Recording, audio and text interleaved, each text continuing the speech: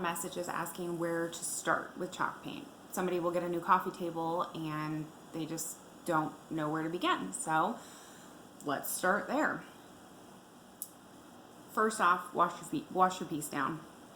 Vinegar water, scrub it down. If it's icky, wash it.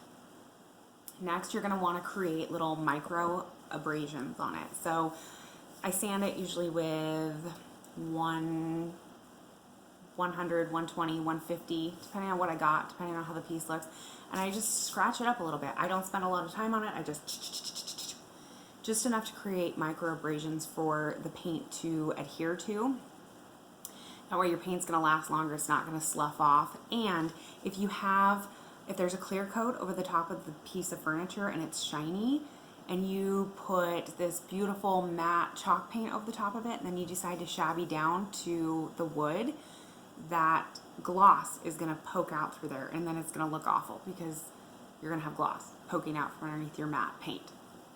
So take off the gloss if need be, and create those micro abrasions.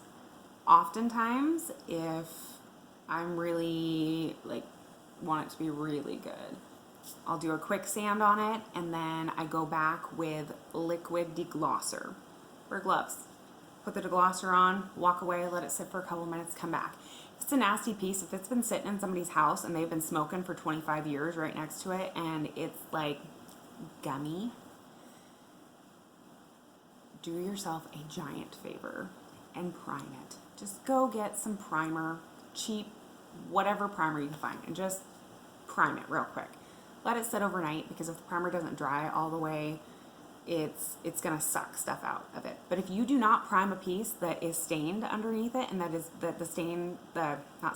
stained with like nicotine and grossness, that stain is gonna suck into your chalk paint, especially whites and light colored, and so you're gonna see it all come back in through your chalk paint, and there's really nothing you can do at that point in time except for stripping it all and starting over. So wash it, sand it, do a little deglosser if you want to. Sometimes I don't sand it all and I just put deglosser on. Just depends on the piece and how shiny it is, how smooth it is, what the texture of it is. And then I only prime things 25% of the time. But if there's any doubt in my mind, I prime it. If in doubt, prime it out.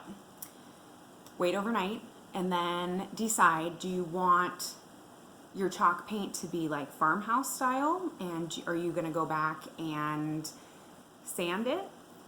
Do you want it to be distressed? Do you want it to have a lot of character in the paint? Or do you want it to be just pristine, nice, non-distressed paint? So this is my choice. I put that paint on there like this. The only thing I don't like is drips. I go back and I make sure that I have no drips, but I like the brush marks. I like the brush marks to go this way and that way and all over the place, because it gives a lot of character to the piece. I want places where the paint's a little bit thicker in this brush mark and a little bit thinner over here, and so I go through and I paint one coat, I wait for it to dry, and I go back and I slap another coat on it like a 2-year-old did it, just, okay? And then when it's completely dry, I go back and I'll distress my edges. There's tons of ways to distress to get a different look, so we'll make another video about that later. But I'll go through and I kind of sand everything, just to the chalk paint has like little peaks on it. And when you touch it, it's almost got a sandpapery texture to it itself. I go back with like a 200 or a 220, so real fine grit sandpaper, and I just sand everything down real quick. I do my distressing around the outsides, and I'm done with the painting portion. So now if you want this pristine look over here, you put one coat of paint on, wait for it to completely dry, take a 220 sandpaper and just sand it real lightly so that it's all nice and uniform, and then go back and sand it or paint it again, sand it again. And at that point in time, you can decide if you want one more coat of paint or not. Usually if I want it to be pristine, I'll put a third coat of paint. I don't generally do pristine pieces like that because you see every tiny imperfection.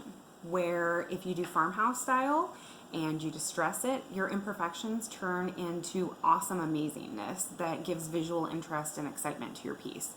I think that the other pieces are kind of boring, but different strokes for different folks. So after I paint it, I sand it, I go back with a Minwax finishing wax. I really like Minwax finishing wax. It's my favorite product. It does have a tiny bit of a caramely color to it, so it's going to change that piece slightly. It makes it a little bit richer in color, not a lot. You'll notice it as you're putting the wax on, but by the end of it, at first you'll put the wax on, you go, I changed it a little bit. It'll be fine, trust me. I let that sit about 20 minutes, and then I come back and I buff it, and your piece is done. And it's awesome. You're done. So I'll make another video, hopefully today, so that I get on it, about making chalk paint, and I will do another video about your handles, doing your handles. So check out those videos.